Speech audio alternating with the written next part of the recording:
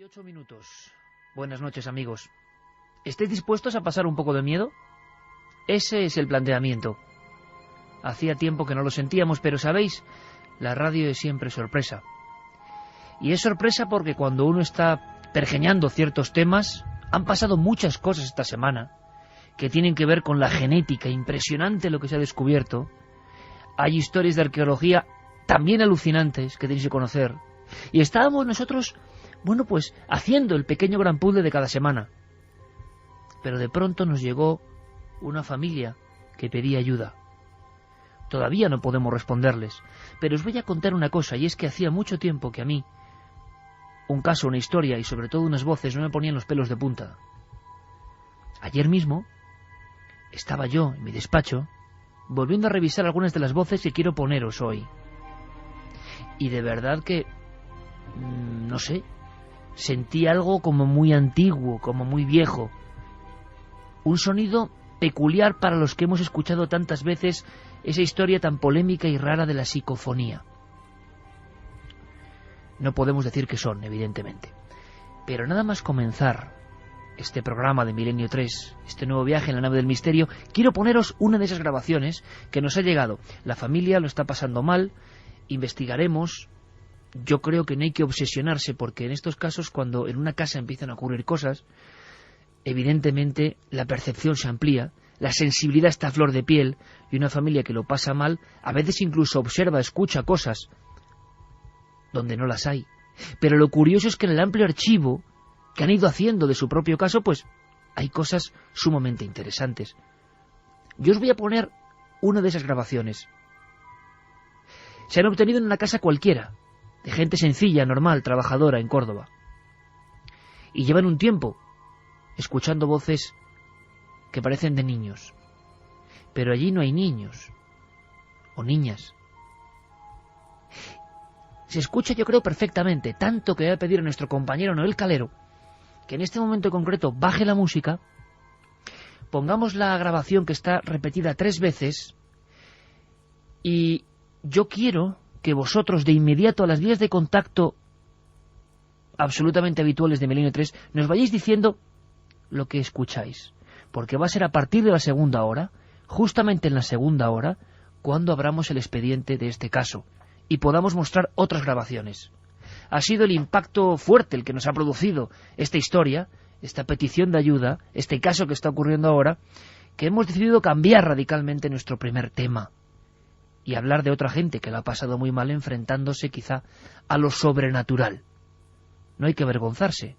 Nosotros hablamos de todo tipo de temas que tienen que ver con el misterio, y lo presuntamente sobrenatural también está ahí. Esta familia grabó algo, pleno silencio, y se puede escuchar perfectamente una voz de una niña. Pero os lanzo el reto, yo creo que es muy claro el contenido, pero a ver qué escucháis vosotros. Ahí va.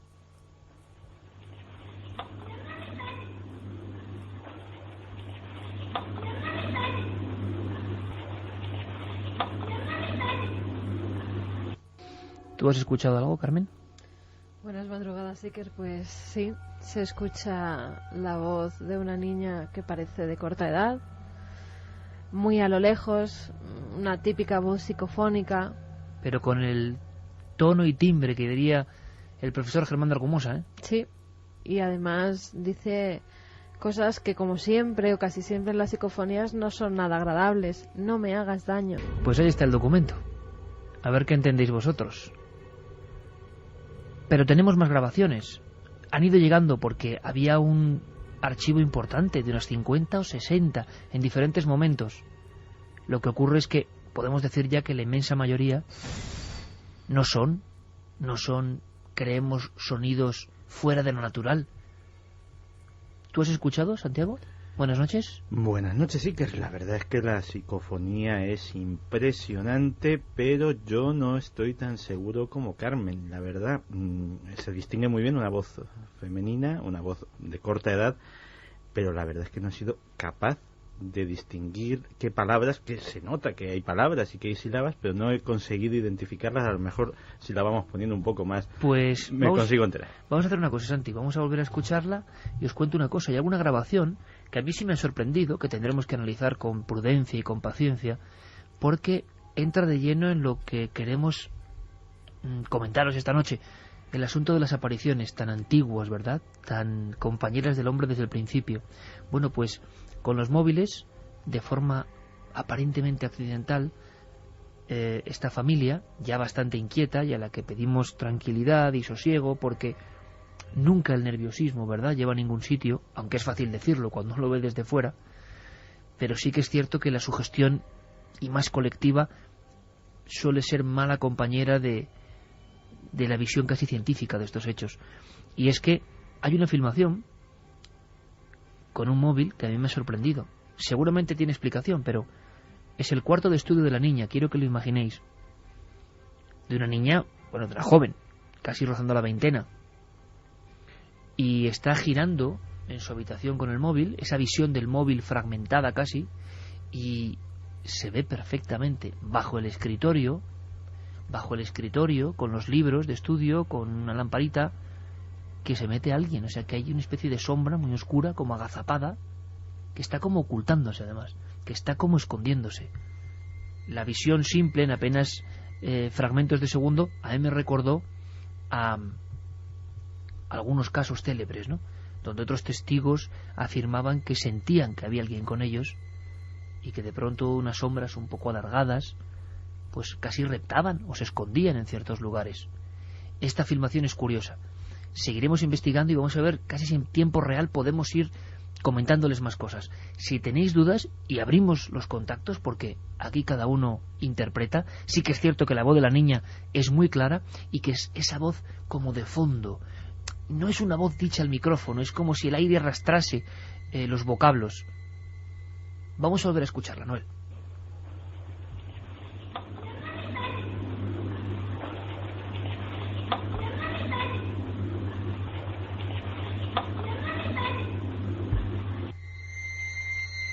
Bueno, que la gente opine, tiene unas vías de contacto y luego lo importante, Carmen, que hay más grabaciones. Ya hay un montón de opiniones y muy diversas, sí que hay gente que entiende algo relacionado con la palabra mamá.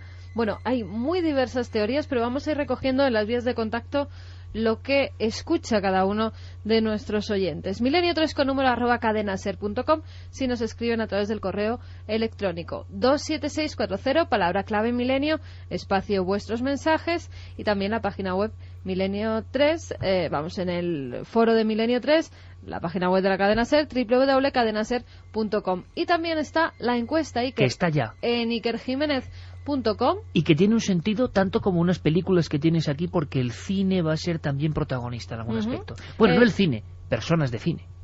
Sí, personas relacionadas con el cine, actores, directores, escritores. El debate de la semana en Milenio 3, ¿crees que los fantasmas son malignos? Ya ha votado la gente y por el momento un 84,2 piensa que no. Y la pregunta que yo lanzo al espacio sonoro es: ¿por qué ahora la gente de Milenio lanza una pregunta como tan de ultratumba, no? Bueno, porque vamos a hablar de ese concepto y vamos a hablar de personas de primer nivel, sobre todo artístico, creativo. Quizá hay una relación entre la creatividad, la sensibilidad, las artes, sean musicales, sean interpretativas, sean pictóricas, y la visión de algo que no es ordinario. Vamos a hablar, por eso tenemos aquí un pack de películas para sortear. Vamos a hablar de gente de cine. Y en la segunda hora vamos a analizar este caso, donde hay apariciones. Podemos, casi con el tiempo, antes de enlazar con el primer tema, ir a un tiempo antiguo, muy antiguo.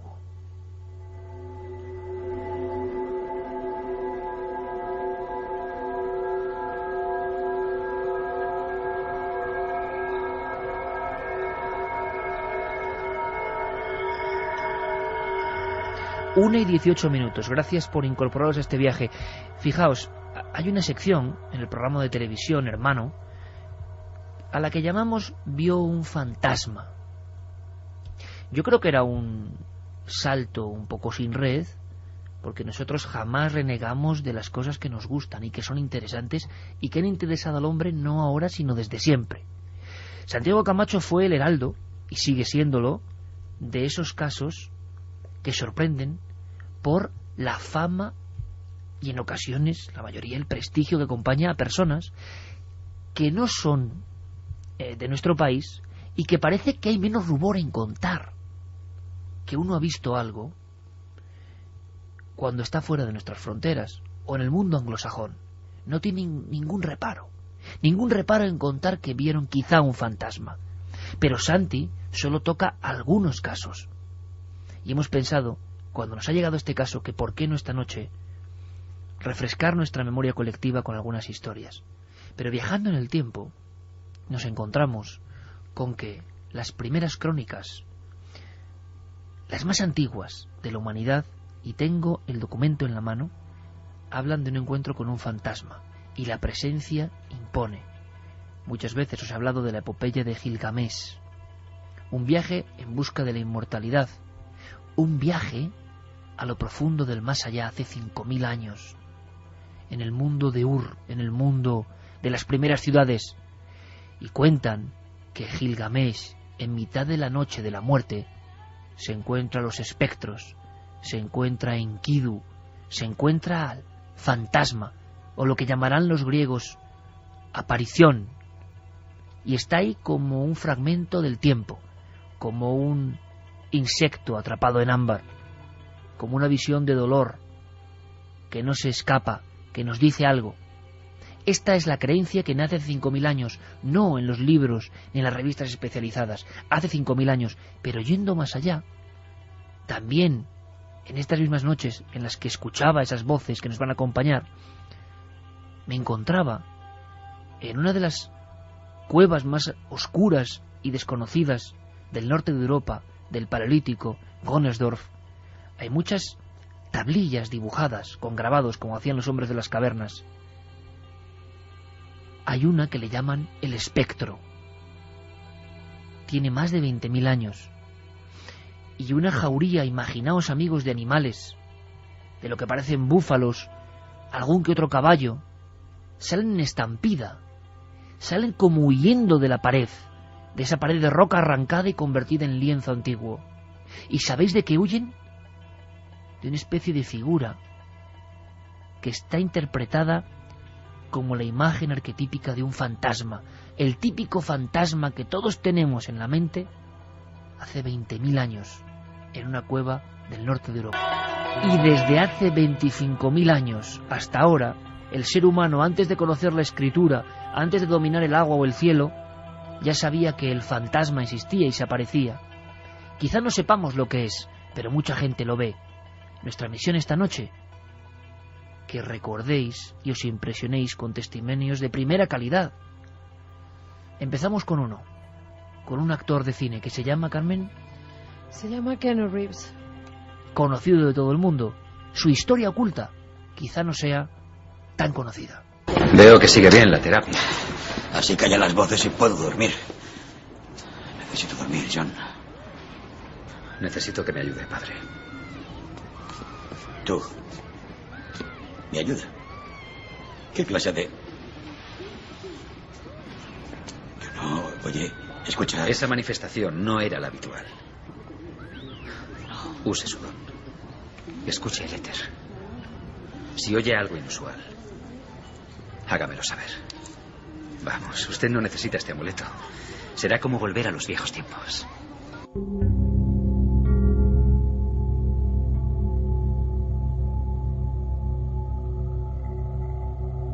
Primer expediente, primera sorpresa, gente importante que quizá por serlo, por ser iconos mundiales, no han tenido reparos en decir, sí, creo que yo vi un fantasma.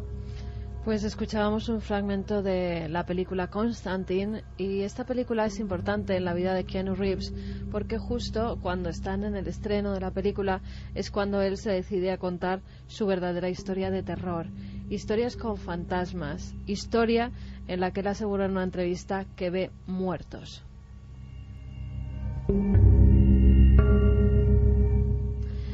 Keanu Reeves es un actor canadiense, aunque nace en el Líbano en 1964. Él había tenido una vida normal, su padre era originario de Hawái, le puso ese nombre Keanu porque significaba brisa fresca sobre las colinas.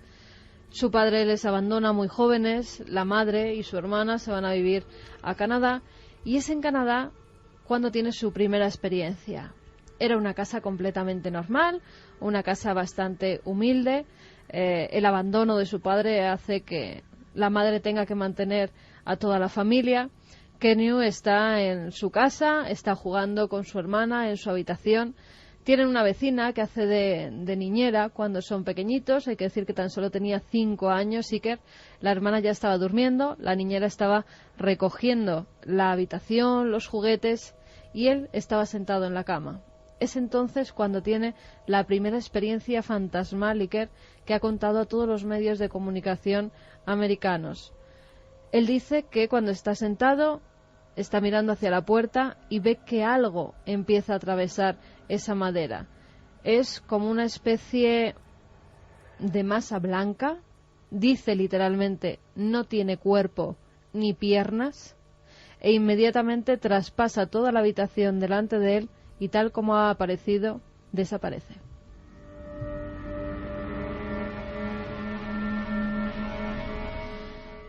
La verdad es que ha tenido, después, ya siendo mayor, una vida de éxitos, pero también muy difícil. Sus películas le han dado fama, le han dado dinero, pero su vida personal no ha sido tan fantástica como ha sido su vida profesional. En su vida personal, él conoce a una actriz, a Jennifer Sim, vive varios años con ella, se queda embarazada, esperan con gran ilusión ese niño. Cuando va a dar a luz, ya a los 9 meses, están completamente emocionados con el nacimiento de esa niña, pero en el parto los médicos les dan una mala noticia: la niña ha nacido muerta.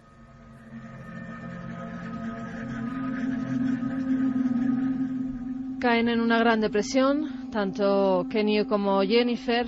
Empiezan los problemas de pareja, empiezan a no entenderse hasta que deciden separarse. Ambos llevan una vida pues muy triste porque tienen que tomar medicamentos para dormir, no consiguen superar ese trauma. Keanu Reeves incluso llega a jugarse la vida en la moto por las noches, aparecía por algunas calles de Nueva York con la moto, con las luces apagadas, a toda velocidad, para ver si un camión, un coche se lo llevaban por delante. Ya no significaba para él nada su vida. Pero fíjate, el accidente no lo tuvo él. Un año después de perder a su hija, Jennifer Sim parece que ya había reanudado esa amistad con el que había sido su novio, y el 1 de abril de 2001 la prensa publica que se los ha visto juntos, que estaban comiendo tranquilamente, incluso que parecían felices. Parecía que por fin estaban recuperando su vida y su alegría. Pero el día 2 de abril, Keanu recibe una llamada. Es la madre de Jennifer. Esta ha tenido un accidente. Su Cherokee había dado varias vueltas de campana. Ella había salido lanzada por el cristal delantero del coche y había muerto en el acto. Keanu Reeves, desesperado, dice que no puede ser verdad. Incluso llama él mismo a los diferentes tanatorios para ver si el cuerpo está allí, porque quiere verla. Se acerca y es cierto, ve el cuerpo de la que había sido casi su mujer, su novia, y la madre de esa hija que nació muerta. Después de esta experiencia, al poco tiempo, ve que un personaje se materializa cuando están en pleno día en una comida en Texas con un amigo. Están comiendo tranquilamente, están charlando de cosas sin importancia, y ve que de pronto una especie de figura femenina se materializa detrás de su amigo. Él cree que es una señal de otro mundo, y que puede ser esa novia que perdió la vida en un trágico accidente. 2 apariciones, que se sepa, y lo importante es que lo contó sin ningún tipo de vergüenza, traumatizado, y hay muchas preguntas que surgen aquí. ¿Son los barbitúricos, los antidepresivos? sustancias que pueden catalizar mejor una realidad que no existe o existe solo en la mente, o no. Las muertes traumáticas, las vivencias tan intensas en gente tan sensible y tan especial, estallan de alguna forma. ¿Por qué las visiones de fantasmas se parecen tanto a lo dibujado en las cavernas hace 25.000 años, o a lo contado en las tablillas cuneiformes del viaje al más allá de Gilgamesh? Estamos un poco turbios, porque estos casos son fuertes. ¿Por qué no ponemos un poco de música, es decir, de música de un auténtico gentleman, de un hombre con mucha clase? Quizá uno de esos que nunca imaginaríamos que pudo ver un fantasma. Una canción preciosa, melancólica, muestra de quizá la psique de un hombre que hace unas declaraciones que dan la vuelta al mundo hace unos meses, Santiago. Pues sí, porque la verdad es que Sting, de quien estamos hablando, es un personaje que, aparte de ser un músico de una tremenda sensibilidad, actor también, incluso ha participado en musicales en Londres, tiene una relación curiosa con el mundo de lo paranormal o de lo oculto.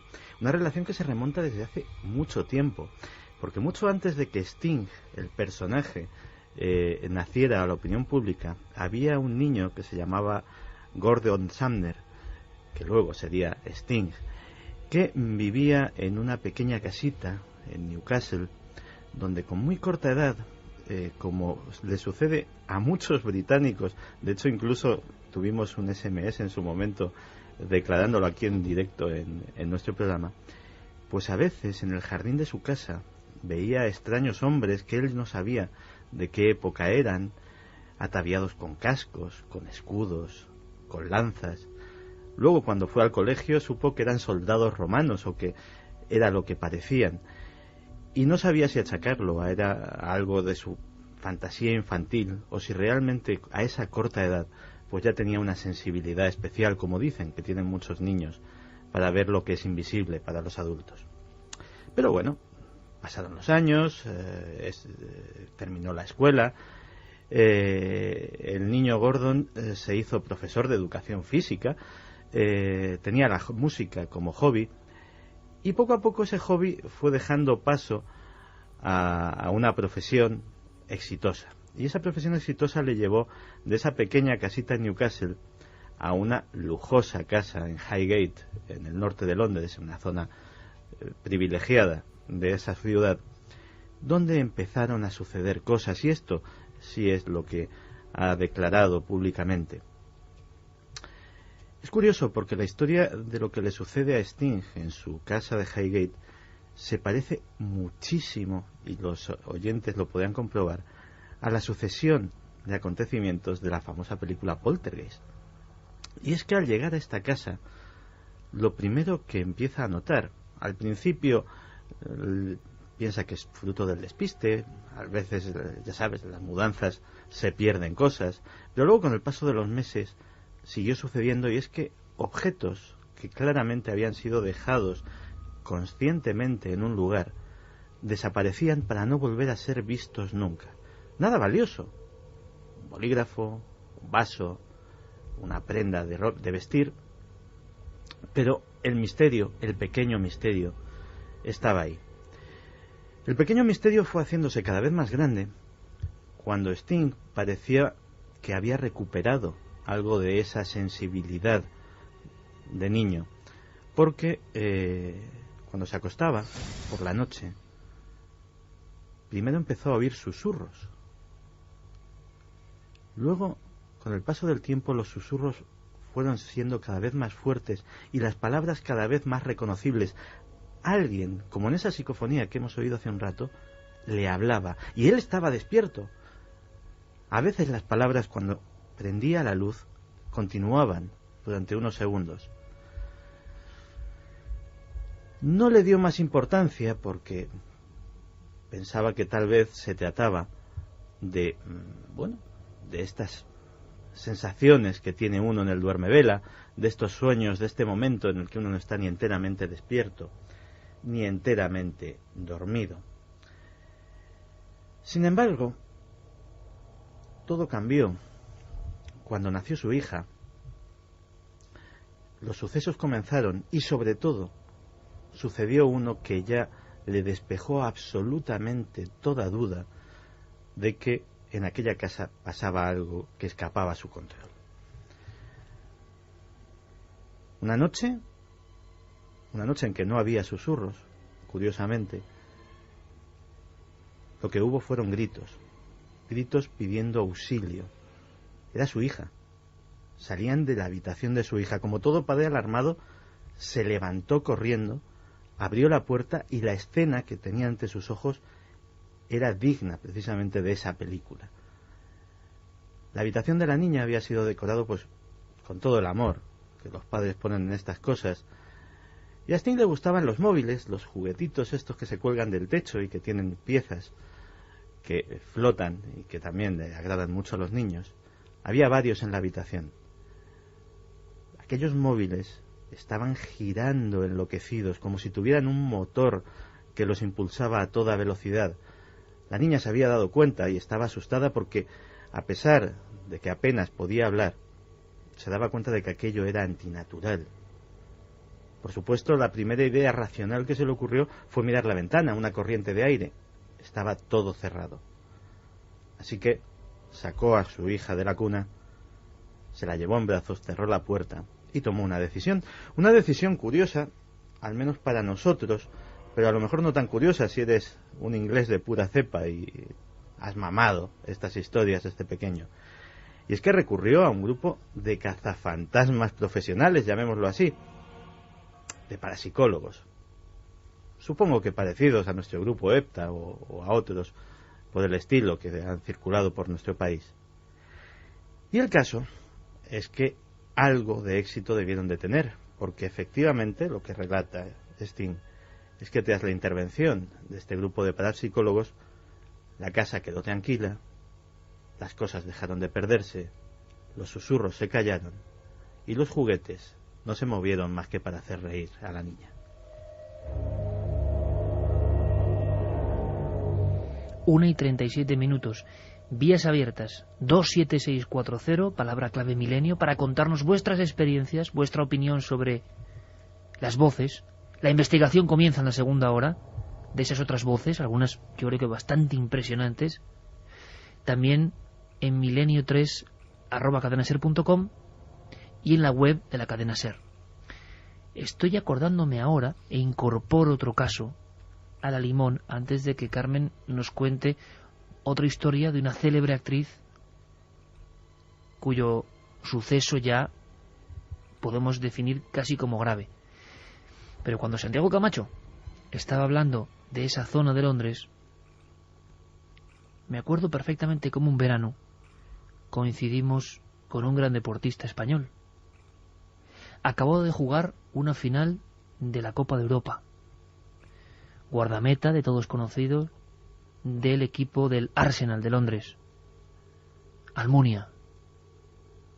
Y como él luego hizo declaraciones, y nosotros desde luego mantuvimos el secreto profesional a ultranza, podemos contar algunos detalles de uno de los casos que de verdad ponen los pelos de punta, la carne de gallina. ¿Por qué? Por una simple descripción, por una simple diapositiva y por cómo te lo cuentan. Seguidores del programa, personas curiosas, pero que jamás se habían encontrado con lo extraño. Almunia y su esposa, su joven esposa. Estuvimos varios días con ellos y rápidamente nos contaron, como nos ha ocurrido ahora con este caso de Córdoba, no voy a decir con angustia, pero sí con cierta preocupación, algo que ellos habían vivido en una de esas casas, de esa zona de Londres, adinerada. Estamos hablando de la élite del fútbol mundial. No se sienten cómodos en la casa, y eso ocurre en todos los casos clásicos, e incluso el cine nos ha mostrado en historias como Al final de la escalera. Alguien llega a una casa y a pesar del buen aspecto hay algo que hace recelar a la persona. Es como si el alma profunda de un lugar no conecta bien con el alma profunda de la persona que va a estar allí. Hay como una ruptura inicial. La vida transcurre normal, viejas casas palacetes reformadas. Lo que no les habían contado en el club es qué es lo que eran esas casas antes. Una noche, y tengo el testimonio perfectamente grabado a fuego en la mente, con una cara de terror, y estábamos en pleno día en un lugar soleado, tomando tranquilamente un café, mirando al mar los 4, y la cara de terror de aquella chica De Ana. la sigo viendo, Cuando se decide por fin a contarme la historia, dice, no es cuestión de haber visto algo, haber percibido algo, haber creído que algo pasaba o cruzaba por la estancia. No, una noche, meses después de haber llegado a instalarse en ese palacete antiguo, con todo el lujo, están la pareja durmiendo. Es plena madrugada, por ejemplo, ahora a las 2 menos 20 de la mañana. Y entonces es Ana la que tiene ganas de ir al aseo. Se levanta, ni siquiera enciende las luces, y enciende la luz del baño. Y estoy recordando exactamente cómo me lo contaba. Al encender la luz del baño, y con el espejo de enfrente, ve perfectamente, en el reflejo, todo el entorno de la habitación que queda a su espalda. Y entonces se fija en algo.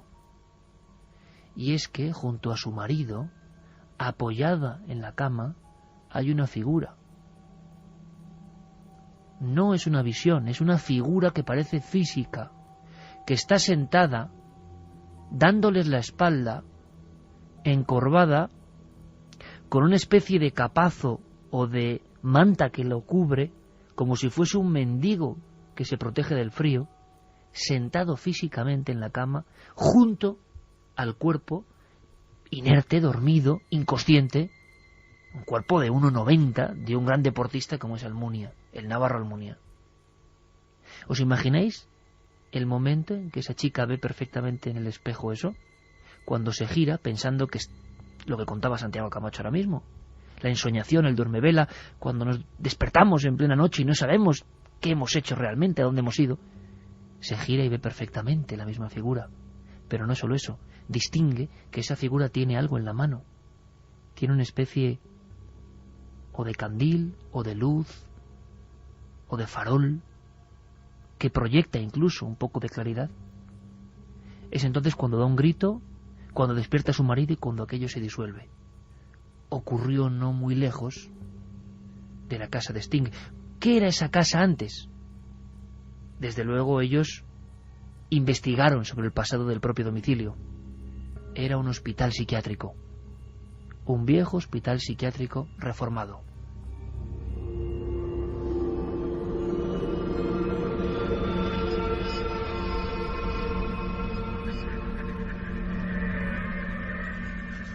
Historia que nos contaron, historia que vivimos, historia en este clima un poco especial. Vamos con cine. Vamos con una actriz, se llama Gina Gerson. Todo el mundo la conocerá por los papeles que hizo, por ejemplo, en Melrose Place y también en Showgirls. Una actriz morena, de labios carnosos, muy guapa. La comparaban en ocasiones con actrices antiguas de gran físico. Pero fíjate, ella tiene una historia especial. Esta actriz estadounidense nace el 10 de junio de 1962 en Los Ángeles, en California. Ella está estudiando en Nueva York, en el Emerson College, y dice que tiene allí una experiencia que la marcaría de por vida y que era hasta tal punto que ha tenido insomnio durante toda su vida. ¿Y por qué? Porque a veces se producen unos shocks tan fuertes que esto hace que el cuerpo reaccione y tenga miedo a vivir una experiencia igual. Y en este caso viene muy a colación la encuesta de ¿crees que los fantasmas son malignos? Porque en la mayoría de las ocasiones no pasa nada, son apariciones como la de Ana y Almunia que se ven en un momento determinado, en una fracción de segundo y de repente desaparecen. Pero ¿y cuando dejan secuelas físicas?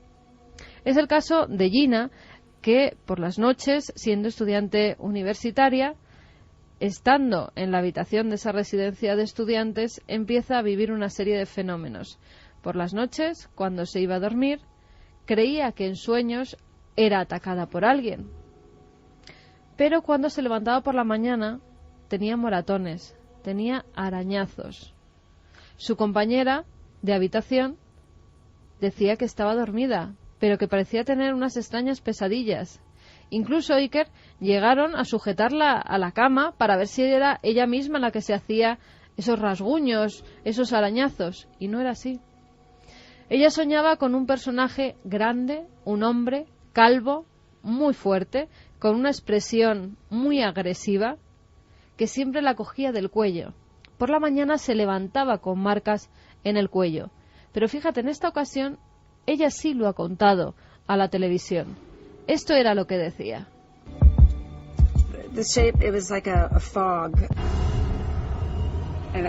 La forma era como de una niebla y se movía. Me empujó hacia la cama e intenté mover mis manos y abrir la boca, pero no me dejaba abrirla.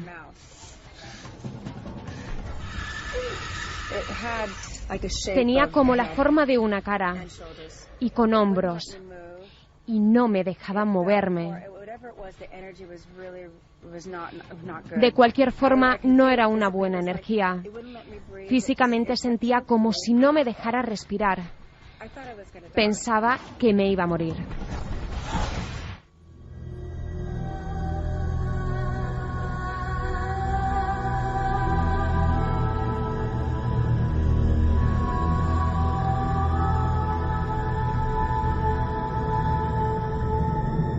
Una experiencia muy similar.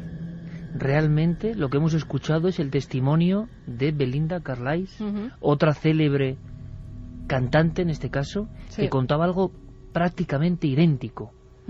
La expresión de alguien y casi la asfixia o el sueño paralizante. Sí, eran los dos casos, Iker, de mujeres que han sido atacadas, digámoslo así, por seres fantasmales. En el caso que hemos escuchado de Belinda, ella sí que veía una especie de neblina, tal y como decía, azulada, que la impedía moverse de la cama, que incluso la impedía gritar por esas manos que se aferraban a su cuello. Belinda, además, decía que desde siempre había sido una niña bastante interesada por todo lo paranormal, que incluso de jovencita, como suele ocurrir muy a menudo, pues había realizado alguna ouija con sus amigos, y que tal vez eso había dejado algún residuo paranormal en alguna de sus viviendas, o que incluso viajaba con ella, porque decía Iker que fuera donde fuera, las casas que visitara, ella seguía teniendo esa serie de fenómenos, seguía presenciando apariciones fantasmales. Ella tiene casas en Londres, en Francia, en Estados Unidos, y en todos los lugares ha vivido esas experiencias traumáticas. Además, fíjate, dice que su padre era indio, que además era una persona muy creyente en las vidas anteriores, creía que sus antepasados indios se podían aparecer, incluso relataba de otros antepasados que habían tenido esas experiencias fantasmales, y ella cree que es por ese pasado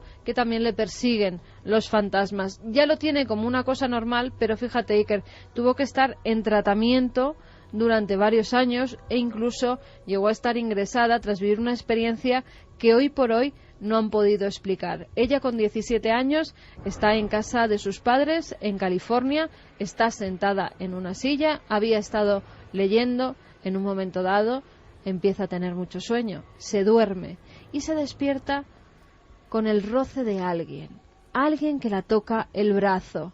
Enseguida da un respingo en la silla y se da cuenta de que no está sentada, que está elevada unos centímetros encima de la silla.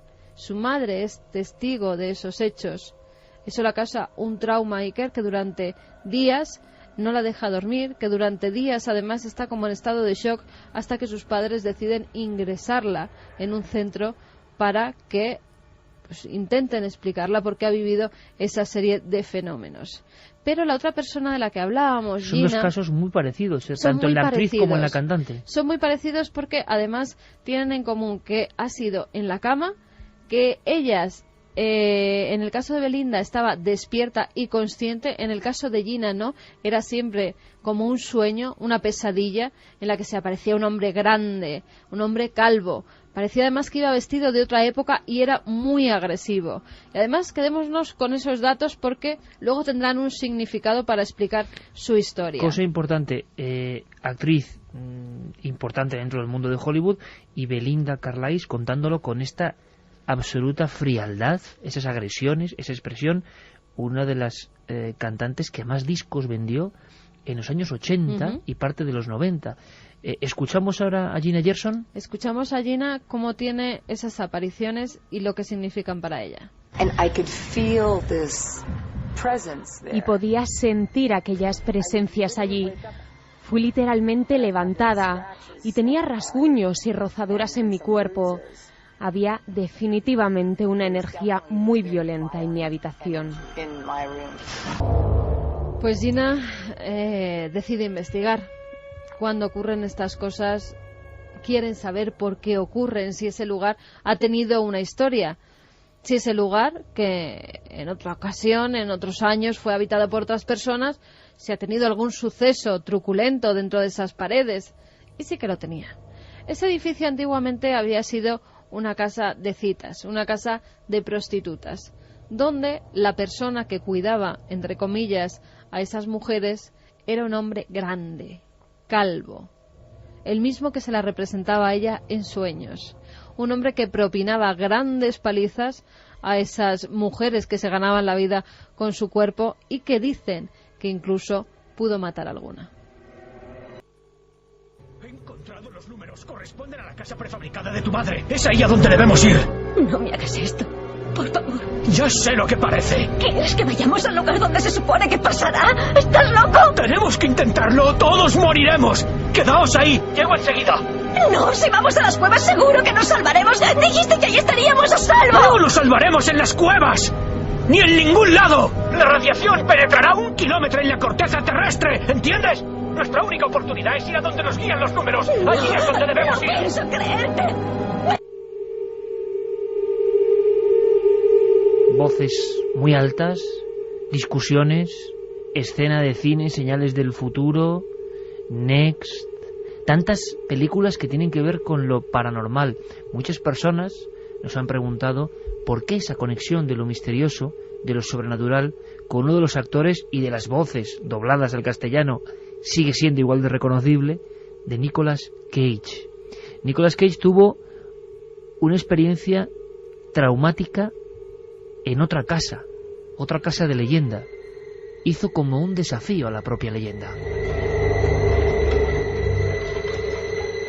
Sí, porque Nicolas Cage está saliendo últimamente mucho en el programa. Apenas hace unas semanas hablábamos de sus intereses por el cine de Murnau, por la masonería, por determinados temas. Pero es que yo creo que a veces sucede que un encuentro con lo desconocido impacta tanto, deja tantas incógnitas en la mente de una persona que uno va buscando respuestas allá donde puede. Es que efectivamente Nicolas Cage ha hecho una apuesta extraña al destino o a lo extraño, pero esa apuesta tiene un origen. A principios de la década de los 80, un muy joven Nicolas Cage se encontraba acogido, viviendo en casa de su tío, el director Francis Ford Coppola. Él quería ser actor, su tío se había ofrecido a ayudarle y pues en el ático, en la buhardilla, le habían habilitado una pequeña habitación. La casa era antigua, aquel ático estaba lleno de ruidos extraños, en parte debido a que los muros de madera tenían una cámara de aire en la que anidaban los murciélagos y los rasguñeos, los chillidos de los animales pues le hacían difícil conciliar el sueño. Una de aquellas noches, nada más apagar la luz, escuchó un ruido que, a pesar de esa extraña sinfonía que le acompañaba a diario, nunca había escuchado. Parecía como si unos dedos cautelosos tanteasen el pomo de la puerta y lo hicieran girar lentamente.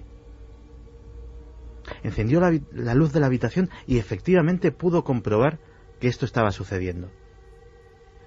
Finalmente, la puerta se abrió y en el dintel apareció una silueta femenina. Nicolas Cage no sintió absolutamente ningún miedo porque lo primero que pensó era que su tía había subido a darle las buenas noches. De hecho lo dicho, buenas noches. Pero la figura se quedó silenciosa. No respondió.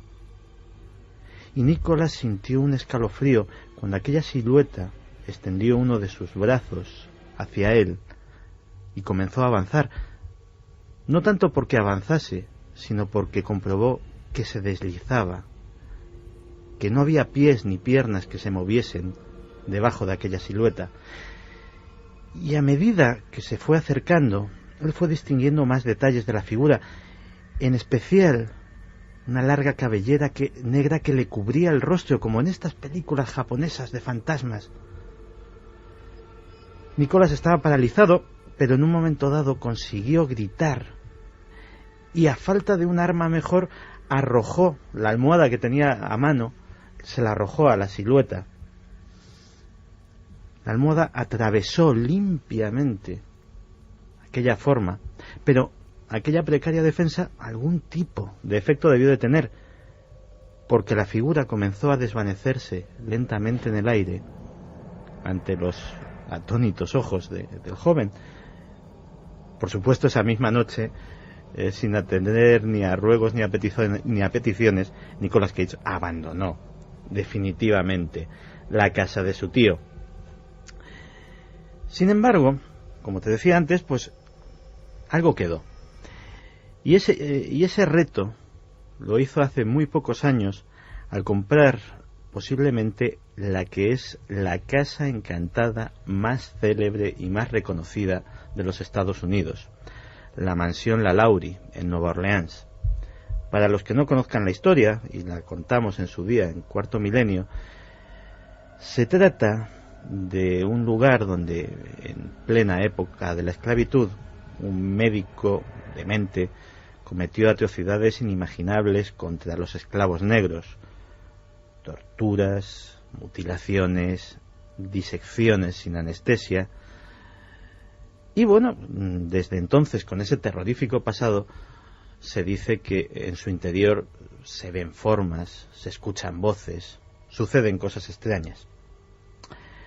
Así que Nicolas Cage, no sé si para vencer ese desafío, compró la casa, pero lo cierto es que ni el actor ni su familia han sido capaces de pasar una sola noche entera en su interior. Tampoco han respondido a qué es lo que han visto o han dejado de ver. Ha habido varias intentonas, todas ellas infructuosas. Y finalmente fue puesta a la venta un año después de ser adquirida. Y a día de hoy, y lleva ya muchos meses a disposición del público, todavía no ha sido comprada por nadie.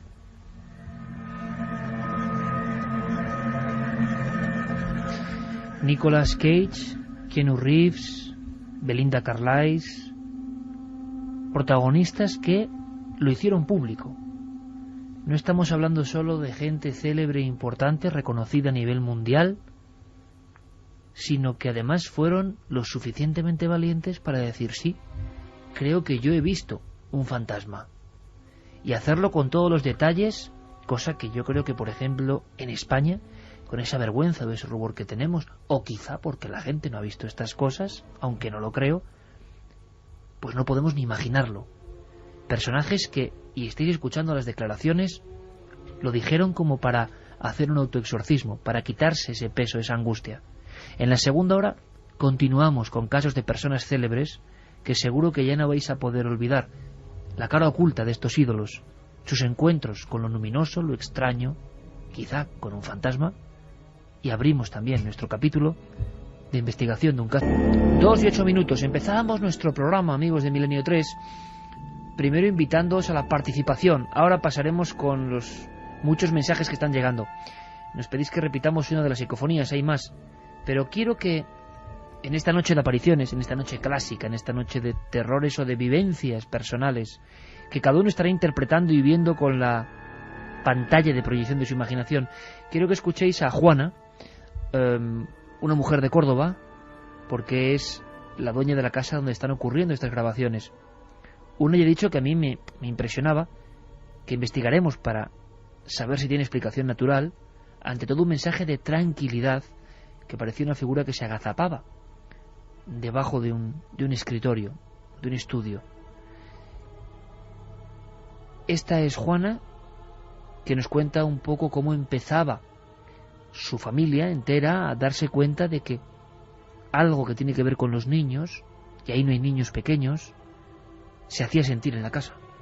Y empezaban ellas a escuchar cómo la llamaban, a mi hija, la llamaban por su nombre, eran otros niños, ellas escuchaban voces de niños. Entonces venían a mi casa y decían, mamá, que estamos jugando en el portal y estamos escuchando niños como nos llaman. Ellas miraban, no había nadie y siempre escuchaban cómo la llamaban. Sus dos hijas, ya mayores, escuchan, sienten la presencia de niños y parece que las voces de algo que parecen niños se han grabado, y ellas han tenido la deferencia primero de hacer muchísimas grabaciones. La inmensa mayoría yo creo que son sonidos que se pueden explicar. Ellas no dan una interpretación de muchos de ellos, sino que simplemente dicen qué puede ser. Y esa pedida de auxilio, que a veces es complicada, porque en esas pedidas de auxilio y en esa angustia que puede sufrir una familia que cree que está viviendo algo extraño, pues a veces se cruzan personajes más o menos de mala catadura o que tienen siempre el remedio mágico, que no hay que hacer mucho caso. Todo puede ser más complicado o más sencillo. Seguiremos analizando las voces, pero nos pedíais que por favor repitiésemos, y lo vamos a hacer de forma excepcional, porque yo pienso, y es una opinión muy personal, muy propia, muy mía, que es una de las que de verdad merecen estar entre las impresionantes. No sabemos si tendrá una explicación o no, cuidado, lo dejo claro. Lo que sí sabemos es como aquella famosa de Sinesio Darnell, año 76, ¿y yo qué hago aquí? O otras tienen como una claridad, pero una claridad que está como si fuera capas o mil hojas de una especie de gran tarta inserta, no en la primera capa, no en la capa que ahora, por ejemplo, mi voz reproduce con esta claridad y que os llega a vosotros, no, es como algo por debajo, y no es muy fácil de hacer eso con un micrófono, y además parece que va siendo arrastrada como un velero del insólito, ¿no?, por el viento, y que va llegando. Esta es la voz. Las personas, Carmen, ¿coincidían en lo que creemos que dice la voz? No. No. No. La gente que está escribiendo, que además muchísimas gracias porque nos están inundando los buzones, oyen cosas muy parecidas, pero hay como 3 que se repiten bastante. Y lo que podemos decir, lo que la familia cree que dice es... Vamos a escucharla, Iker, para que la gente la oiga de nuevo y después decimos lo que cree la familia que se oye. Escuchamos.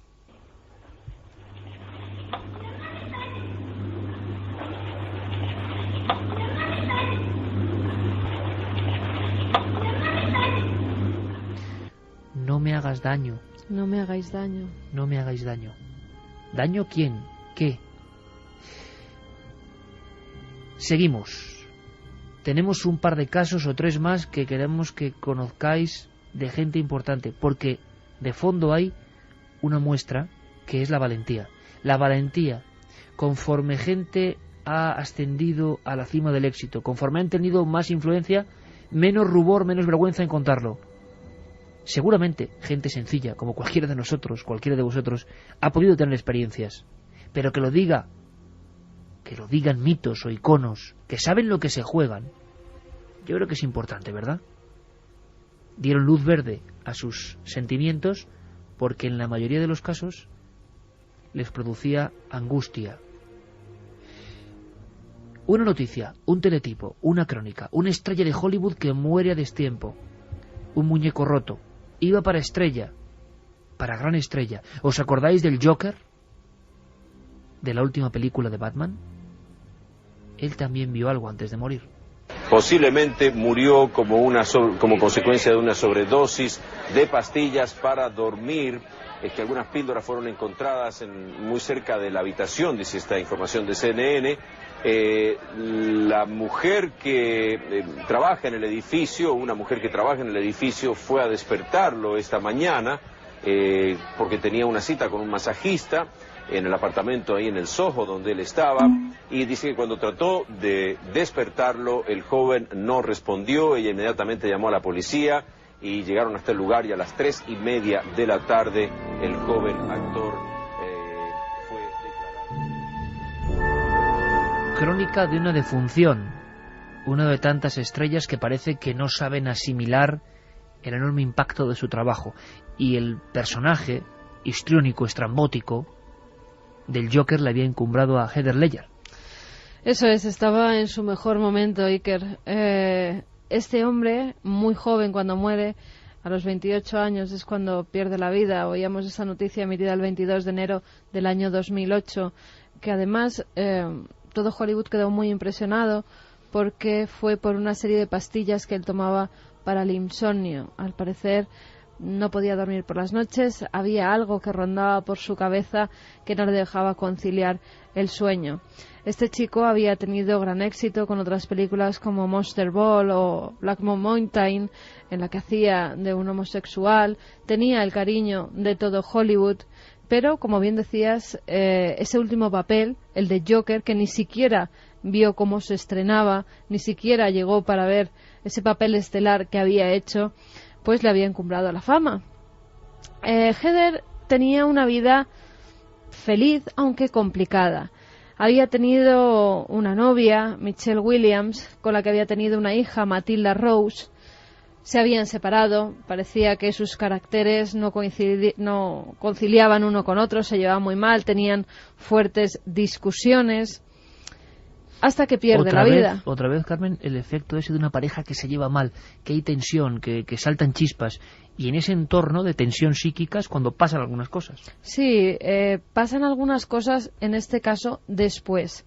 Porque fíjate, a nivel mundial se queda una imagen porque en cuanto la policía se entera, dan una llamada, el masajista, incluso, fíjate, antes de llamar a la policía, llama a la que entonces tenía una relación amorosa con él, Mary-Kate Olsen, de las hermanas Olsen, esas mellizas que aparecían en muchas series, pequeñitas, rubitas. Bueno, pues la llaman a ella y ella es la que manda a gente de su seguridad para que comprueben si está muerto. Inmediatamente después llaman a la policía. El cuerpo parece que ya no reacciona a los diversos masajes cardíacos que le hacen. Encuentran pastillas alrededor de su cama y enseguida la puerta se llena de paparazzis, de fotógrafos, de cadenas de televisión que ven cómo en una camilla sale una bolsa negra con el cuerpo del actor.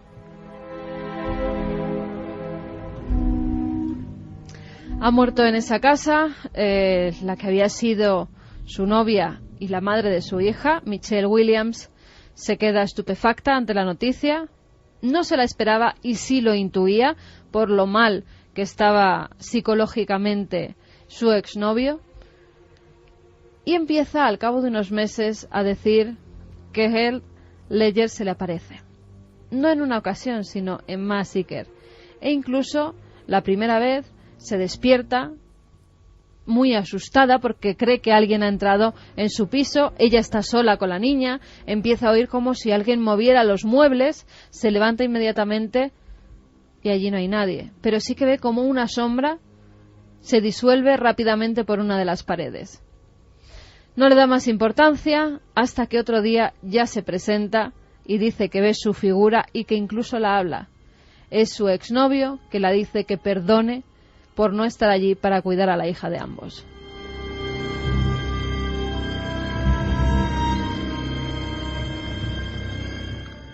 Una mujer, una película legendaria, una princesa de otros mundos y otro encuentro quizá con otros mundos, Santiago. Carrie Fisher, la princesa Leia. Tengo que decir que uno de mis amores de adolescencia. Y de toda una generación, prácticamente, ¿no? Pues sí, la verdad. Un personaje que yo creo que para muchos es muy entrañable y que ha tenido una vida muy dura. Ha tenido una vida muy dura porque atada para siempre a ese papel, su carrera cinematográfica después de terminada la trilogía de la Guerra de las Galaxias no ha sido precisamente ni brillante ni estelar. Ella tuvo, y lo confesó, tuvo incluso serios problemas mentales, tuvo algún que otro escarceo con las drogas y bueno, realmente ya estaba todo aquello superado cuando un episodio absolutamente dramático vino a alterar su vida, porque hasta ahora hemos hablado de casas que cuando llegabas o cuando llegaba la persona a habitarlas, pues ya tenían algo, tenían una historia, tenían un acontecimiento dramático detrás, lugares que a lo mejor nada más te has pasado el umbral, pues efectivamente sentías una sensación extraña de rechazo. Pero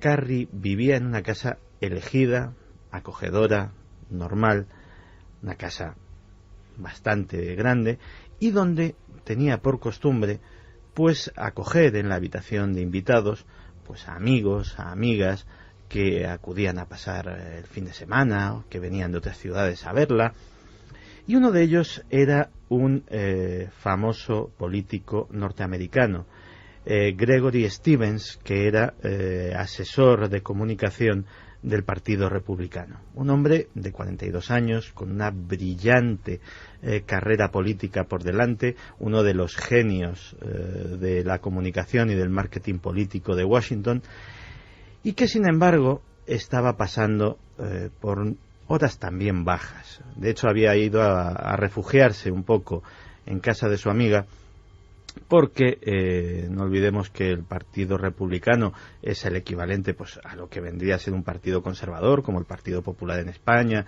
etcétera, etcétera, y defiende una serie de valores, digámoslo así, tradicionales, y había ciertos rumores sobre su vida privada, sobre su condición sexual, etcétera, etcétera, que estaban amenazando muy seriamente su continuidad en sus labores políticas, y amenazaban con quebrar lo que era una carrera brillante. Era el 26 de febrero del año 2005.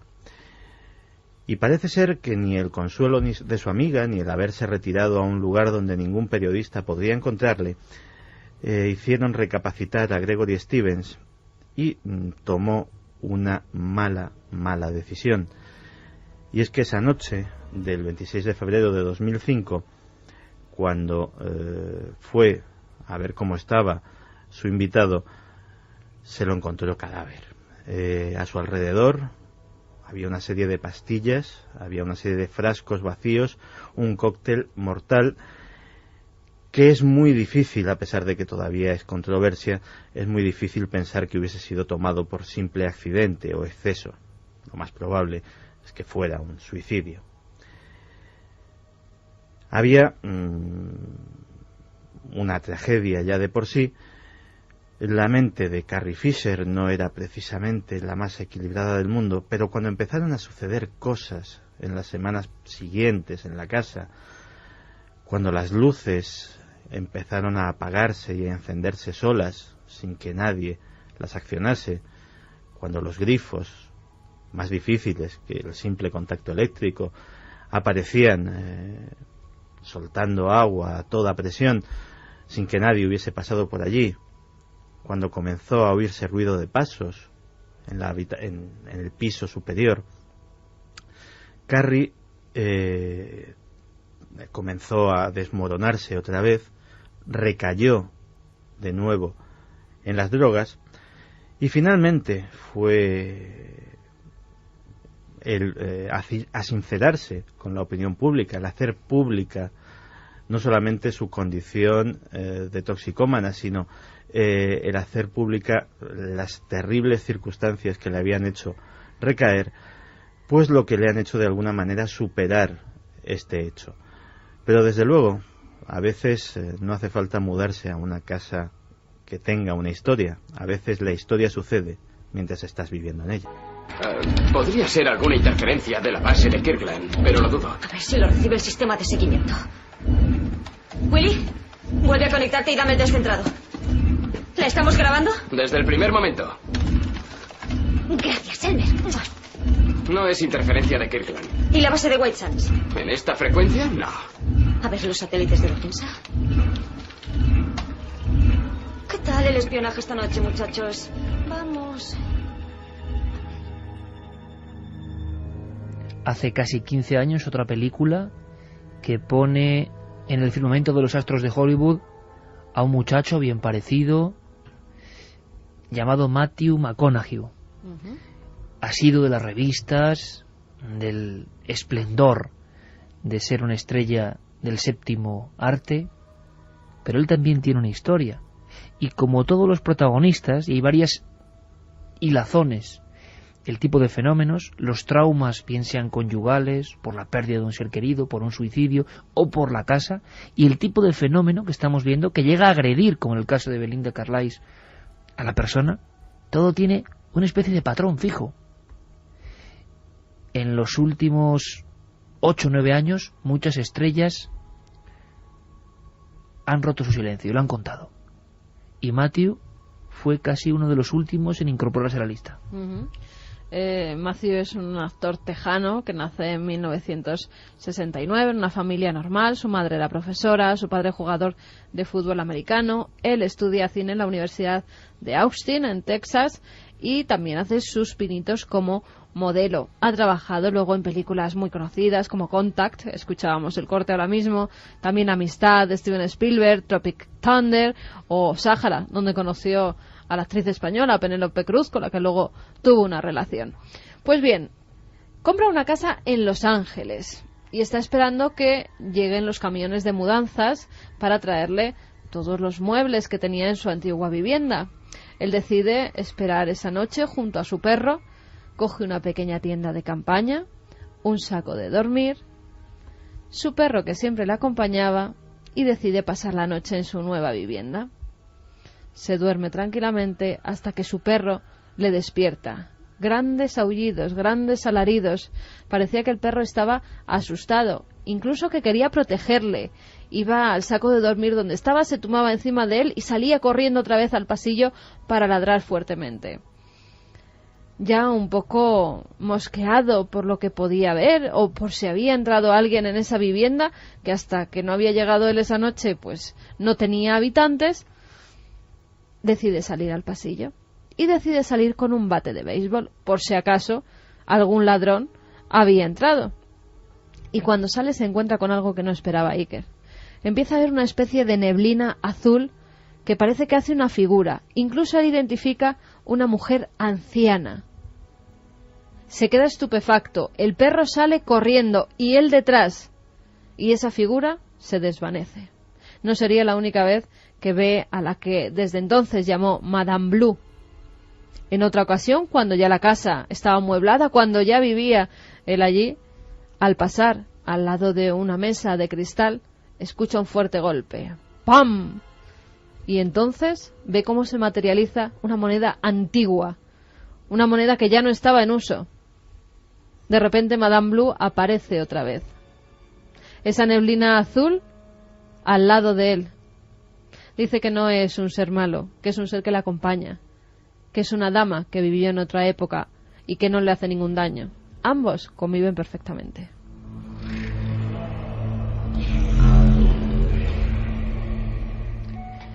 Se podría decir, Santiago, que hasta los tipos más duros y reconocidos del mundo del cine, incluso casi los actores que combinan la interpretación de aquella manera con las artes, pero las marciales, se han encontrado y han hecho público su encuentro con lo extraordinario. El caso de, ni más ni menos, Jean-Claude Van Damme. Pues sí, Jean-Claude Van Damme, yo creo que junto a Stallone, Schwarzenegger, Steven Seagal, Bruce Willis, sería uno de los hombres duros del Hollywood de las últimas décadas. Y sin embargo, él no solamente ha declarado haber tenido un encuentro de estos, sino que además ha declarado el tremendo espanto que le provocó. Y es que en este caso no es una historia larga, es un episodio puntual ocurrido en su propio domicilio, en el que nunca antes, y afortunadamente para él, nunca después, había vuelto a suceder nada, pero que desde luego le marcó de por vida. Estaba sencillamente, como hacemos todos por la noche, en el cuarto de baño, cepillándose los dientes, había terminado casi, estaba enjuagándose, cuando de repente sintió un frío intenso que le invadía hasta los huesos. Lo primero que pensó, lógicamente, era que se estaba poniendo enfermo, tal vez un catarro, algún tipo de virus, pero cuando se dio cuenta de que de su boca, de su nariz, salía el vaho característico de una bajada brusca de temperatura, se alarmó. No era ni siquiera invierno, aquello no era en absoluto natural. Miró al espejo, vio su propio rostro descompuesto, pero vio algo más. Detrás de él había algo. Fijó la vista y era algo blancuzco, azulado, neblinoso. Rápidamente se dio la vuelta y se lo encontró absolutamente de cara. ¿El qué? Ni él mismo lo sabría decir ahora mismo. Tenía esos colores que hemos dicho. No era humo, pero tampoco era niebla. Tampoco era luz, pero emitía un resplandor. Era algo que no era de este mundo. Y este hombre, que ha repartido mamporros de todos los tipos en sus películas, la única opción que tuvo ante aquello fue salir corriendo, y tardó tiempo en volver a su casa, y desde luego tardó tiempo en volver a lavarse los dientes delante de aquel espejo.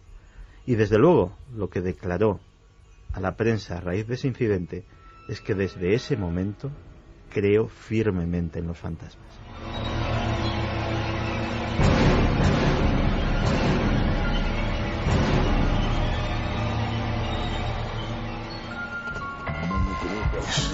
Manda un SMS al 27640. Escribe la palabra milenio, espacio y lo que nos quieras contar.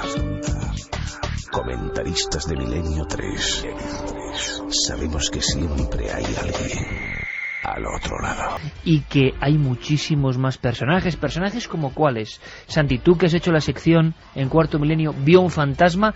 Dime un poco nombres para que veamos el impacto. O sea, es que hay algunos nombres que dices, ¿es posible no solo que vieran cosas, sino que lo contasen al gran público?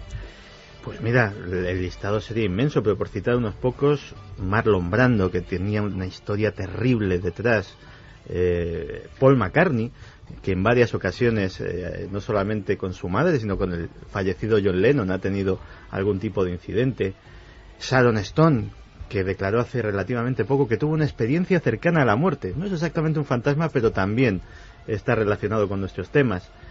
Richard Dreyfuss, que un fantasma, una visión, algo le salvó del alcoholismo, le salvó de las drogas, le salvó de una niña, la imagen de una niña. Le salvó de una vida autodestructiva. El director Peter Jackson, que se encontró una sorpresa al mudarse a casa de su novia, que sabía perfectamente de la existencia del fantasma que habitaba la casa y ya no le impresionaba, pero desde luego a él sí. Le llamaban la mujer que grita sin gritar. Efectivamente.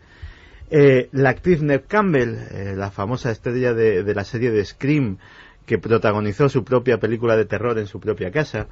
La escritora Barbara Cartland, que aparte de hacer novelas románticas, pues tuvo una infancia en una mansión inglesa que también tenía su fantasma, que luego el cadáver fue encontrado bajo el entarimado, una mujer rubia de larga cabellera que ella la había visto en varias ocasiones. El actor Jack Lemmon, que tuvo varios incidentes a lo largo de su vida, Estefanía de Mónaco, Telly Savalas, el famoso Kojak, y así una infinidad de ellos. Claudia Schiffer, la que ve fantasmas en ficción, es actriz. Bruce Willis, también, que contactó con su hermano muerto a través de una medium. Renée Zellweger. O sea, gente que ha protagonizado incluso películas donde se ha hablado de lo sobrenatural, sí, y que no solo hicieron grandes interpretaciones, sino que luego tuvieron estos encuentros. Vamos ahora a abrir el expediente de ese caso concreto que nos hemos encontrado, que estamos en proceso de investigación y que tiene algunos elementos sonoros, sobre todo, y audiovisuales, en otro caso, que son muy, muy interesantes. Me gustaría saber, a las 2:34 de esta noche tan especial, con lluvia tremenda en la capital de España, donde están los edificios, el hangar, ¿no?, la nave central de la cadena SER, lluvia que hace ideal una noche con este tipo de relatos. ¿La encuesta cómo va? Pues la encuesta, la pregunta era, ¿crees que los fantasmas son malignos? Sí, tan solo un 16,9%, y no un 83,1%. No creen que los fantasmas sean malignos. No entramos en qué son los fantasmas, la famosa pregunta, sino, bueno, de tener algún tipo de evidencia ética o moral sobre su comportamiento que os convence. Y desde luego la balanza está inclinada, me parece bien, mensajes, cuestiones. Vamos con mensajes, sí, que además repetir que sorteamos 3 películas. La primera de ellas es Loft, algo que pasa en una casa, todas de miedo, Iker. Entre 3 películas de miedo y algunas de miedo japonés, que es el miedo más terrorífico de los últimos tiempos. Pues las sorteamos entre todos los que nos envíen un mail, un SMS y las vías de contacto. 27640, palabra clave Milenio, espacio vuestros mensajes, milenio3 con número @cadenaser.com y la web de la Cadena Ser. María nos decía, yo creo que los fantasmas están ahí porque tienen algo pendiente que hacer y depende si son buenos o malos, depende de las acciones que tienen que terminar. También nos dice Edu que esta noche le estamos haciendo pasar un poco de miedo, que el tema de los fantasmas le da un poco de respeto, sobre todo en las casas. Yo entiendo en la psicofonía, mi hermana está ahí. María del Carmen nos dice que hace años le llamó al oído la voz de una mujer 3 veces. Yo ya estaba en la cama, noté el aire al hablar, me asusté, me senté en la cama y dormí esa noche con la luz encendida.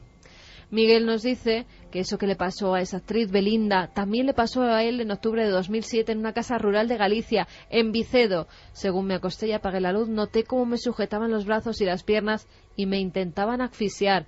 Y por la luz que entraba por la ventana pude ver que realmente estaba solo. No podía gritar ni moverme y pensé que me iba a morir. Fue tan angustioso que al día siguiente les dije a mis amigos que no aguantaba allí ni un día más y regresamos a Madrid.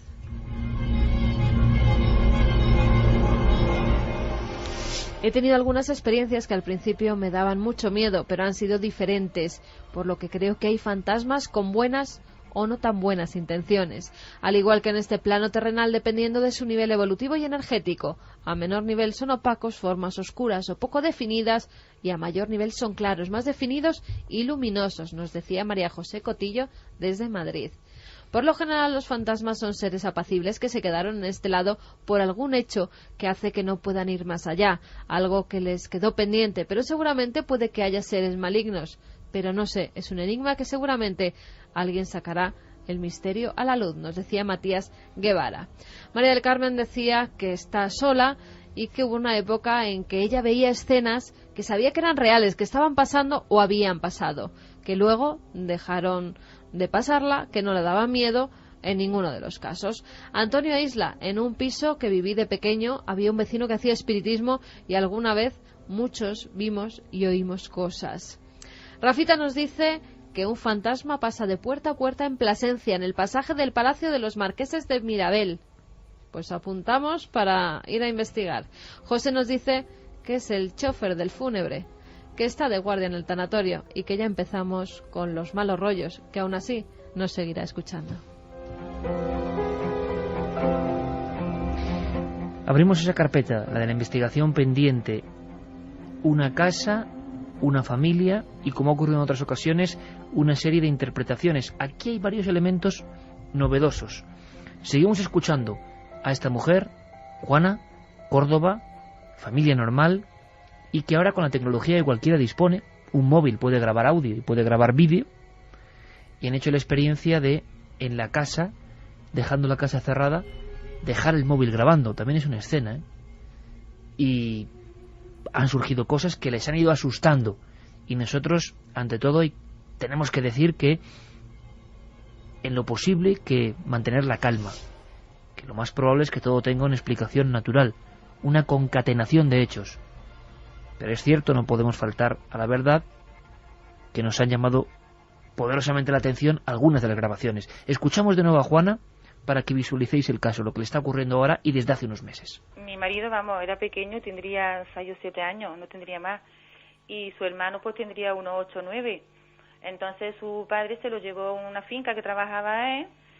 Y nada, el niño pues visto había allí un estanque o una piscina o algo así. Y el niño fue a jugar allí, no sé qué pasó, la cosa es que el niño se ahogó. El niño se ahogó allí en la piscina y desde entonces, pues, por lo visto, a quien creemos escuchar en la psicofonía es la voz de Lázaro, porque el niño se llamaba Lázaro. Y fue a raíz de ahí, el niño se ahogó y mis hijas desde entonces, pues, creen que oyen a ese niño o por lo menos oyen la voz de un niño.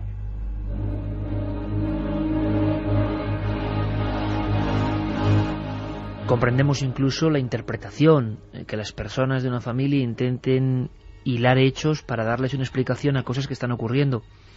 Es arriesgado, trazar una relación en el tiempo tan lejana. Nos contaba Juana una historia ocurrida en su familia, en la familia de su marido, una muerte en un pozo, en una piscina, una especie de acequia, pero claro, quizá hace más de 40 años. Una muerte a destiempo. Pero ¿por qué tiene que ver y por qué está ocurriendo eso en su casa? Bueno, pues lo creen. Una familia que pide este auxilio, esta ayuda, y muchas veces uno se siente impotente y es una sensación bastante mala, porque tampoco hay elementos suficientes para decir nada. Simplemente eso, que estos hechos no suelen provocar daño en las personas habitualmente y que tienen que estar tranquilos, tranquilas, que quizá lo de estar grabando con el móvil pues no sea una buena idea, porque no hace más que incrementar el terror, el miedo, si surgen cosas. Es cierto que hemos visto unas esferas de luz curiosas y hemos visto sobre todo esa especie de figura que se agazapa y que no sabemos bien qué es, porque la definición del móvil no da para más, pero en la esquina inferior, en el cuarto de la niña, se observa una de esas sombras que puede tener una explicación, tendríamos que tener una visión total del lugar, lo haremos, pero que está como escondiéndose. Es muy curioso porque uno llega a ver casi un fragmento de la cabeza ocultándose bajo la mesa. Nos recuerda mucho la historia del caso Vallecas y las figuras que las niñas decían ver en su habitación de muñecas arrastrándose por el suelo. Es una cuestión casi clásica, pero es la imaginación, la sugestión, el miedo quien provoca este tipo de visiones, o hay más. Hay otra grabación donde la misma niña dice algo parecido a yo estoy sola o yo no estoy sola. Es intrigante en el aspecto de que es prácticamente la misma voz, el mismo tono, el mismo timbre, y ahí no hay niñas en la calle. Vamos a bajar la música totalmente, Geray, que no se escuche nada, para no confundir, porque esto ya es difícil, y nosotros lo estamos escuchando con cascos. La primera yo creo que se oía más o menos claramente, se ve que hay una niña que habla. Esta segunda hay que prestar todavía más atención, pero si lo hacéis, y como siempre lo repetiremos en varias ocasiones, percibiréis que esa misma niña con el mismo tono, la misma voz y como en un sinsentido, como a mí me recuerda, fíjate, Carmen Santi, esos sonidos de patio de colegio, cuando las voces se entremezclan en una especie de sinfonía, no tienen mucho sentido, parece que siguen ahí. Yo creo que uno se hace un esfuerzo, no sé si estaréis conmigo, a mí me ocurre, yo hago a veces un esfuerzo y puedo casi escuchar los sonidos de cuando uno era muy pequeño, iba a la guardería o al colegio y escuchaba ese racimo de voces de compañeros, de niños, que hoy se puede sentir a la salida de un colegio. No es algo tan fuerte, es algo como deshilachado, pero que de forma individualizada se recogen en algunas grabaciones. Las voces de niños, las psicofonías de niños, sea lo que sea, son todo un clásico. Hay mucha materia en este aspecto. Yo no estoy sola, algo así, porque tampoco podemos categorizar, pero por favor muy atentos, le pediremos a Yeray que la suba al máximo. Hay un momento que de manera muy ligera va saliendo esa voz.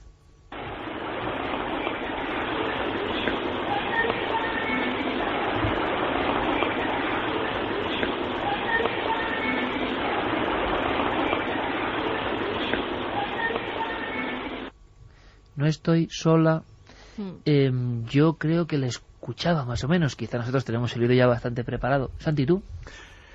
Yo es que en la última palabra casi distinguiría 3 sílabas. O sea, hay como más voces, ¿eh? Parece que hay algo más ahí. Claro, sola, fíjate que es absolutamente no tiene sentido, pero la última palabra a mí me parecía algo así más parecido a corona, fíjate, o sea, como con 2 os y una a, o sea, 3 sílabas con 3 vocales. ¿Pero escucháis la voz de la niña? Yo sí entiendo, sí. No estoy sola.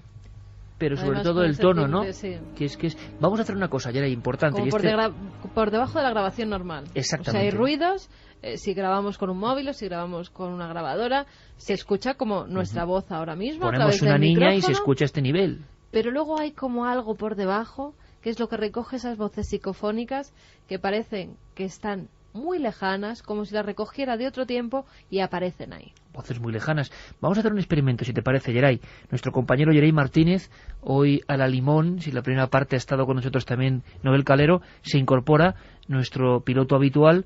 Le voy a pedir que hagamos una experiencia. ¿Te parece que... Bueno, mira, vamos a escuchar de nuevo esta psicofonía, esta grabación, no estoy sola o yo estoy sola, y luego vamos a volver a repetir la primera psicofonía, la primera que hemos puesto, no me hagáis daño, y escuchad sobre todo la cadencia de la voz. Exacto, el tipo de sinfonía, de sonoridad que tiene, que yo creo que es más importante que el mensaje, que quizá nunca llegamos a saber lo que es, sí que es que parece la misma persona la que está diciendo eso, y ahí no hay ninguna niña. Que esto, evidentemente, a la familia, hombre, yo entiendo que le inquiete. Si no hay niños pequeños, ni en la planta, ni en la casa, ni en la familia, ¿qué pinta eso ahí? Y yo entiendo que incluso relacionen con una historia de niños en su familia, aunque no tiene por qué tener que ver en absoluto. Pero vamos a hacer la comparativa para ver si nos ayudáis. 27640, palabra clave Milenio, milenio3@cadenaser.com y la web de la Cadena Ser, para ver si vosotros notáis que es prácticamente el mismo sonido, la misma voz, la misma garganta, si es que hay garganta, que pronuncia estas palabras. Vamos con el Yo no estoy sola.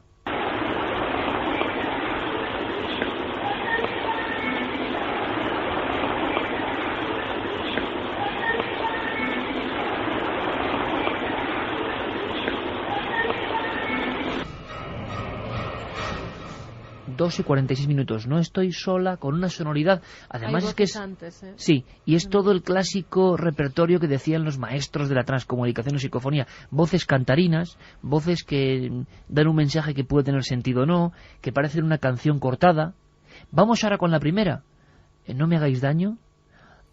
Y para ver si veis, si comprobáis y sentís que la voz es la de la misma persona, la misma niña.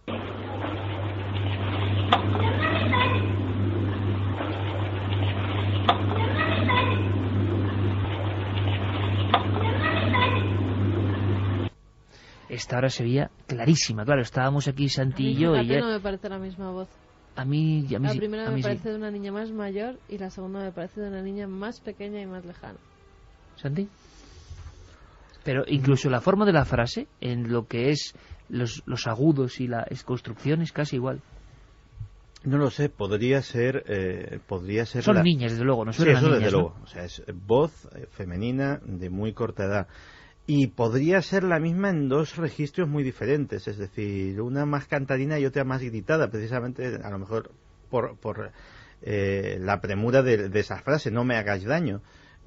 Pero también podrían ser dos diferentes. Es difícil. Desde luego el registro no es el mismo y es complicado saber si pertenecerían a la misma persona, por decirlo de alguna forma. Le voy a pedir a nuestro compañero Carlos Largo, que ha tenido una serie de conversaciones de tú a tú con la familia, que nos cuente alguna cosa, alguna sensación, pero seguimos escuchando a Juana, que es una persona normal, de una familia normal. Contrarresta esto todas las celebridades que antes hemos escuchado y sentido, ¿no? Carlos, buenas noches. Hola, buenas noches, Iker. Vamos a ver, es una historia un poco rara, un poco compleja.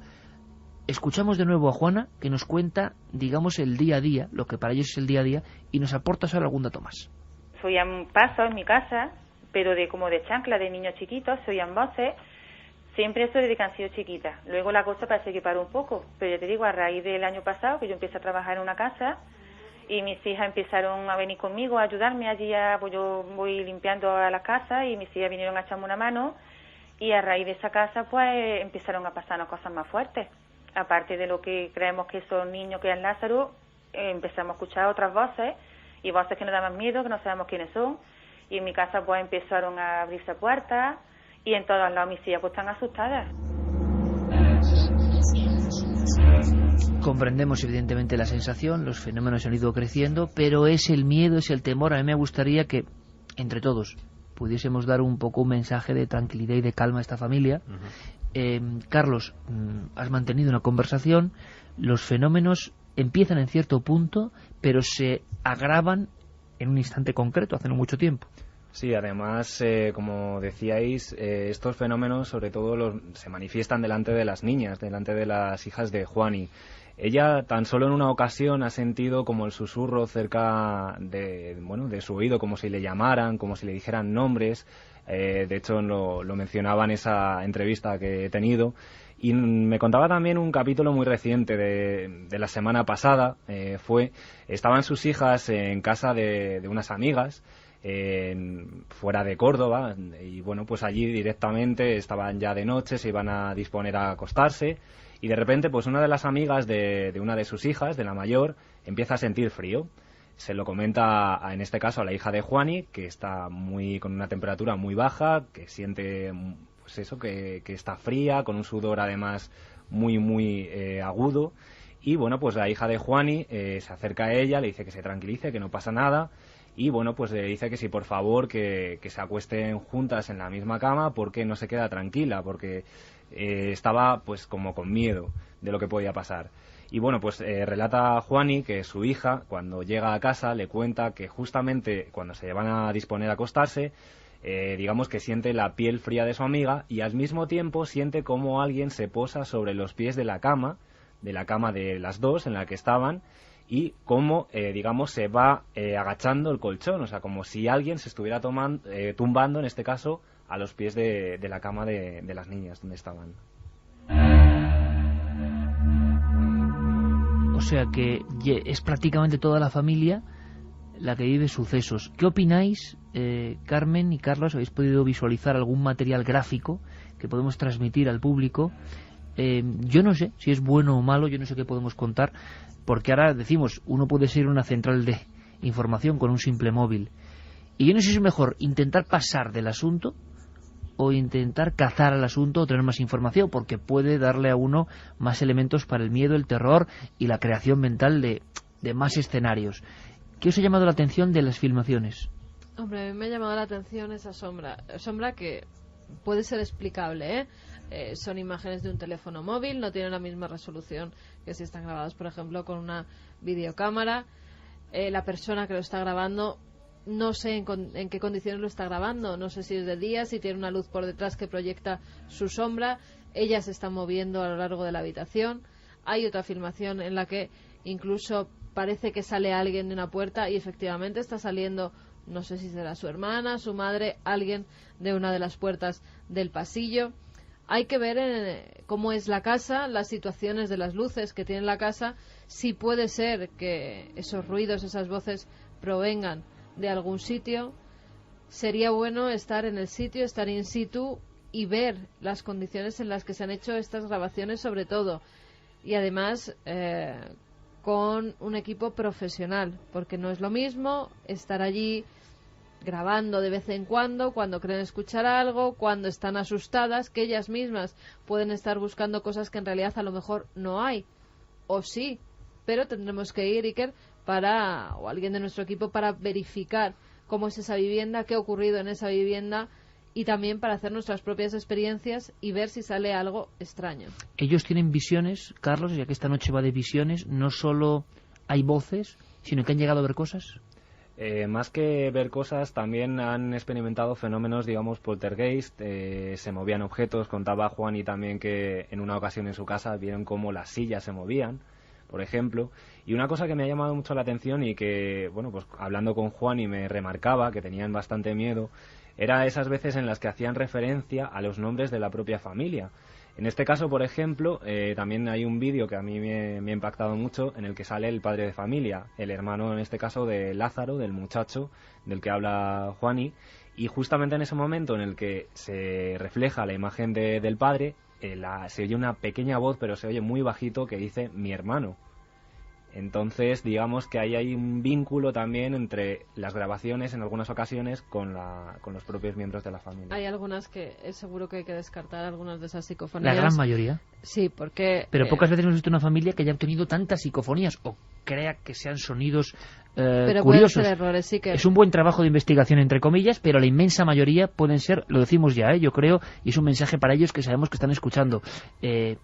Tranquilidad, sí, perfectamente descartables. En las que además hay un 10% que no sabemos qué es. Que la persona que está grabando está alterada, no sé si con incluso miedo, y se escuchan como suspiros. Esos suspiros provienen de la persona, o sea, no tienen ni la cadencia ni el sonido de una psicofonía, son de la propia persona que está grabando el vídeo. Incluso muchas de esas voces, hay veces que se entremezclan voces, la televisión que parece que está puesta en algún cuarto, y ellos lo interpretan como psicofonías, que en este caso no lo serían.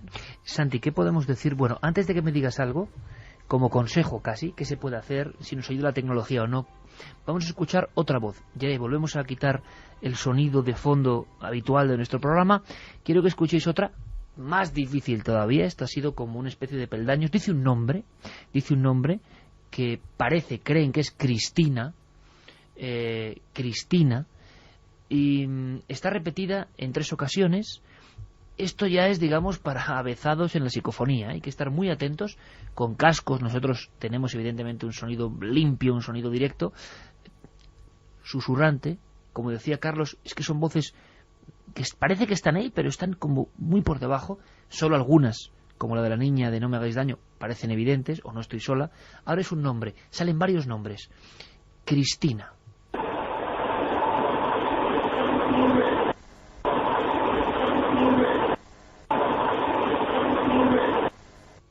Difícil, ¿eh? Difícil. Al final, 3 veces, Cristina. O Cristina. Piscina. Sí, bueno, recordando la historia del niño ahogado, pero vamos, es una historia muy antigua, ¿no? Pero es verdad, claro, ahora mismo uno se queda diciendo, volvemos a escucharlo con esta cadencia. Lo increíble, y esto es cierto, es la sonoridad. Son voces cantarinas. Uno dice Cristina o piscina, no dice Cristina, piscina. No lo dice con ese tono en una grabación. Todas, desde los años 70, en cuando empiezan a surgir al dominio público las psicofonías, las que creemos que pueden ser auténticas, es curioso, tienen esta voz cantarina, esta especie de desfile de sonidos inconexos, ¿no? Como si las voces nos cantasen en vez de hablar. Escuchamos, Cristina.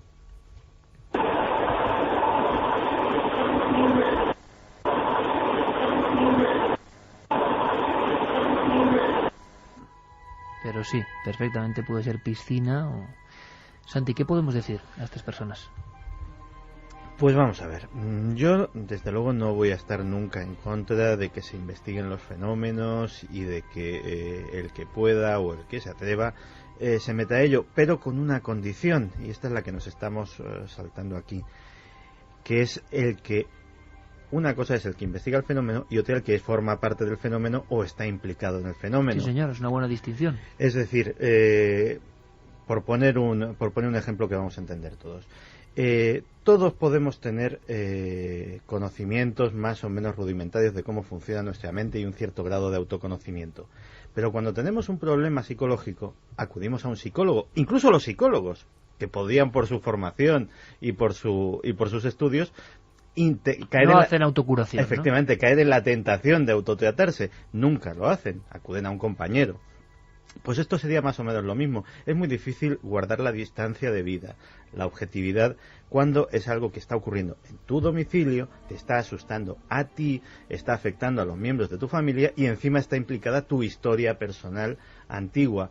Desde luego que puedes obtener documentos sonoros, gráficos, lo que quieras, perfectamente válidos, pero el grado de objetividad lo tienes completamente perdido y efectivamente pues puedes ver cosas donde no la hay e incluso inconscientemente provocar cosas, no solamente desde un punto de vista, llamémosle subjetivo, de empezar a, de alguna manera, obsesionarte y ver cosas donde no las hay, sino incluso, y hay muchas teorías al respecto, incluso desde un punto de vista material, es decir, se ha especulado mucho sobre la intervención de las personas vivas y residentes en los lugares sobre los fenómenos poltergeist. Siempre se ha especulado... Han ido creciendo respecto a la obsesión de las personas. Efectivamente, y siempre se ha especulado con la posibilidad de que uno o varios miembros de la comunidad o de la familia donde ocurren, cuando se extraen de esa casa, de repente el fenómeno desaparece.